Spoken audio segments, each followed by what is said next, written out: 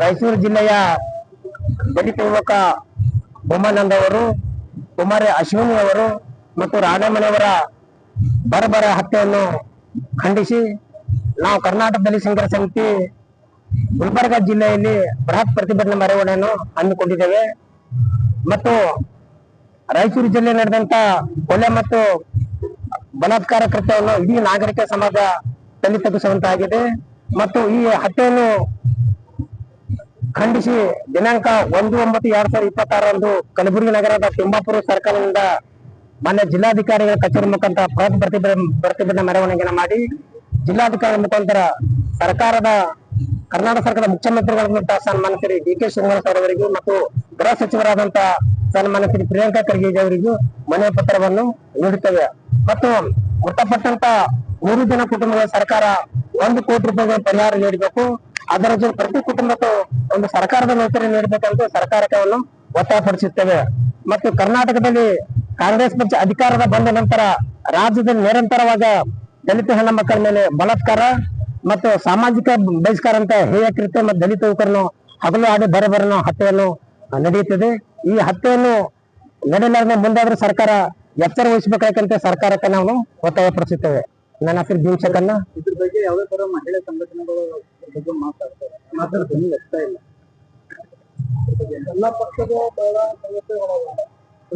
ಸರಿ, ಕೆಲವು ಜಿಲ್ಲೆಗಳಲ್ಲಿ ಕರ್ನಾಟಕ ದಲಿತ ಸಂಘರ್ಷ ಸಮಿತಿ ಪ್ರೊಫೆಸರ್ ಬಿ.ಕೆ. ಶತಾಬ್ದಿ ದಲಿತ ಮಹಿಳಾ ಒಕ್ಕೂಟದ ಹಲವು ಜಿಲ್ಲಾಗಳಲ್ಲಿ ಇವತ್ತ ಈ ಕೃತ್ಯ ವಿರುದ್ಧ ಪ್ರತಿಭಟನೆ ಮಾಡಿದ್ದಾರೆ. ನಮ್ಮ ಜಿಲ್ಲೆಯಲ್ಲಿ ಮುಂದಿನ ದಿನಗಳಲ್ಲಿ ಮಾಡ್ತೀವಿ. ನಿಮ್ಮ ಸಂಘಟನೆ ಬಿಟ್ಟು ಬೇರೆ ಮಹಿಳಾ ಸಂಘಟನೆಗಳು ಏನವ, ಜನವಾದಿ ಮಹಿಳಾ ಅಂದ್ರೆ ಬೇರೆ ಬೇರೆ ಏನ್ ಸಂಘಟನೆಗಳವ, ಇವತ್ತು ಮಹಿಳೆಯರ ಕೊಲೆ ಆಗ್ತದ ಆದ್ರ ಅವ್ರು ಯಾಕೆ ಧ್ವನಿ ಎತ್ತಲ್ಲ? ಸರ್, ಈಗ ದಲಿತರೇ ಧ್ವನಿ ಎತ್ತಬೇಕು ಅಂತ ಹಿಂಗೇನದ? ಬೇರೆ ಯಾವ್ದೊಂದು ಮಹಿಳೆಗೆ ಏನಾದ್ರು ಮೇಲೆ ಜಗಳ ಆದ್ರೆ ಏನಿಲ್ಲ ಅಂದ್ರಿ, ಏನು ವಿಚಾರವಂತರೇನ ಅನ್ಸ್ಕೋತಾರ. ಅವ್ರೊಬ್ಬ ಮಹಿಳಾ ಬೇರೆ ಯಾವ್ದು ಇದು ಆದ್ರ ಧ್ವನಿ ಎತ್ತಾರ. ಅದ್ರ ದಲಿತ ಮಹಿಳೆ ಅಂದ್ಗಳ ಧ್ವನಿ ಯಾಕೆ ಎತ್ತಲ್ಲ ಅಂತ ಮಾಡ್ಬೇಕು ಸರ್. ಮುಂದಿನ ದಿನಗಳಲ್ಲಿ ಏನು ದಲಿತ ಮಹಿಳೆ ಕುಮಾರಿ ಅಶ್ವಿನಿ ಅವರು ಮತ್ತು ಇನ್ನೊಂದು ಹುಡುಗಿ ರಾಣಮ್ಮ ಅನ್ನೋರ ಬಗ್ಗೆ, ಅವಳನ್ನ ರೇಪ್ ಮಾಡಿ ಬಾವಿಯಲ್ಲಿ ಹಾಕಿ ಕೊಲೆ ಮಾಡಿರ್ತಾರೆ. ಆದ್ರೆ ಈ ರಾಜ್ಯದಲ್ಲಿ ಯಾವುದೇ ಒಬ್ಬ ಮೇಲ್ಜಾತಿಯ ಹುಡುಗಿಯರಾಗಿರ್ಬೋದು, ಮಹಿಳೆಯರಿಗೆ ದೌರ್ಜನ್ಯ ಮಾಡಿ ಅವಳನ್ನ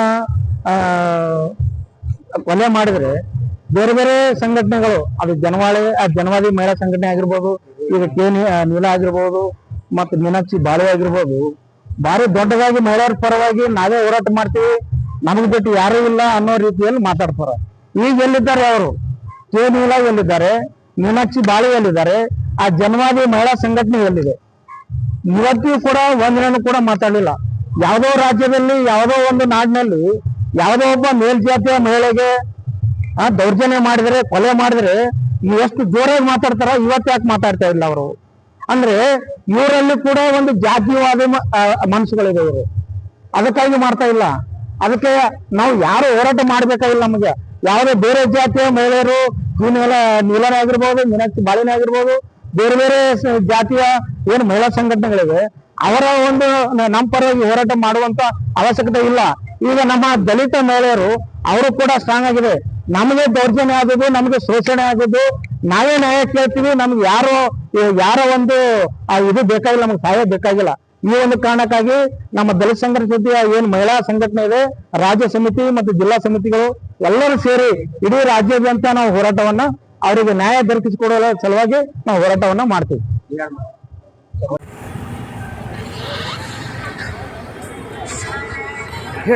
ಕರ್ನಾಟಕ ದಲಿತ ಸಂಘರ್ಷ ಸಮಿತಿ ಪ್ರೊಫೆಸರ್ ಬಿ. ಕೃಷ್ಣಪ್ಪ ಸ್ಥಾಪಿತ ಜಿಲ್ಲಾ ಸಮಿತಿ ಇವತ್ತು ಪತ್ರಿಕೋತ್ಸವ ನಡೆಸೋದ್ರ ಮುಖಾಂತರ ರಾಯಚೂರು ಜಿಲ್ಲೆಯಲ್ಲಿ ದಲಿತ ಯುವಕರಾಗಿರ್ತಕ್ಕಂಥ ಉಮಾನಂದ್ ಅವರ ಕೊಲೆ ಮತ್ತು ಅಶ್ವಿನಿ ಚಲುವದಿ ಅವರ ಕೊಲೆ ಮತ್ತು ರಾಣಮ್ಮನವರ ಕೊಲೆಯನ್ನು ಖಂಡಿಸಿ ಕರ್ನಾಟಕ ದಲಿತ ಸಂಘರ್ಷ ಸಮಿತಿ ಎಲ್ಲ ಜಿಲ್ಲಾ ಕೇಂದ್ರಗಳಲ್ಲಿ ಪ್ರತಿಭಟನೆ ಹಮ್ಮಿಕೊಳ್ಳುವುದರ ಮುಖಾಂತರ ಆ ಘಟನೆಯನ್ನು ಉಗ್ರವಾಗಿ ಖಂಡಿಸುತ್ತದೆ. ರಾಯಚೂರು ಜಿಲ್ಲೆಯಲ್ಲಿ ಆಗಿರ್ತಕ್ಕಂಥ ಆ ಘಟನೆಯನ್ನು ರಾಜ್ಯ ಸರ್ಕಾರ ಗಂಭೀರವಾಗಿ ಪರಿಗಣಿಸಿ ಕೊಲೆಯಾಗಿರ್ತಕ್ಕಂಥ ಕುಟುಂಬಕ್ಕೆ 1 ಕೋಟಿ ರೂಪಾಯಿ ಪರಿಹಾರ ಜೊತೆಗೆ ಸರ್ಕಾರಿ ನೌಕರಿಯನ್ನು ನೀಡಬೇಕು ಅಂತಕ್ಕಂಥ ಉದ್ದೇಶವನ್ನು ಇಟ್ಟುಕೊಂಡು ಕರ್ನಾಟಕ ದಲಿತ ಸಂಘರ್ಷ ಸಮಿತಿ 1/9/2026 ಗುಲ್ಬರ್ಗದ ಜಗತ್ ವೃತ್ತದಿಂದ ಮಿನಿ ವಿಧಾನಸೌಧಕ್ಕೆ ಬೃಹತ್ ಪ್ರತಿಭಟನೆ ಮುಖಾಂತರ ಸರ್ಕಾರಕ್ಕೆ ಮನವಿ ಪತ್ರವನ್ನು ಸಲ್ಲಿಸಲಾಗುವುದು. ಆ ಸರ್ಕಾರ ಈ ಒಂದು ಪ್ರತಿಭಟನೆ ಮುಖಾಂತರ ಹೆಸರುಗೊಳ್ಳದೇ ಇದ್ದರೆ ಮುಂದಿನ ದಿನಗಳಲ್ಲಿ ಹಂತ ಹಂತವಾಗಿ ಉಗ್ರವಾಗಿರ್ತಕ್ಕಂಥ ಹೋರಾಟವನ್ನು ಕರ್ನಾಟಕ ದಲಿತ ಸಂಘರ್ಷ ಸಮಿತಿ ಹಮ್ಮಿಕೊಳ್ಳುತ್ತದೆ ಅಂತ ಈ ಮುಖಾಂತರ ತಮ್ಮಲ್ಲಿ ಹೇಳಕ್ಕೆ ಬಯಸ್ತೇನೆ. ತಮ್ಮ ಹೆಸರು? ಕರ್ನಾಟಕ ದಲಿತ ಸಂಘರ್ಷ ಸಮಿತಿ ಜಿಲ್ಲಾ ಸಂಘಟನಾ ಸಂಚಾಲಕರು ಡವಲಪ್ಪ ಮದನ್ ಅಂತ.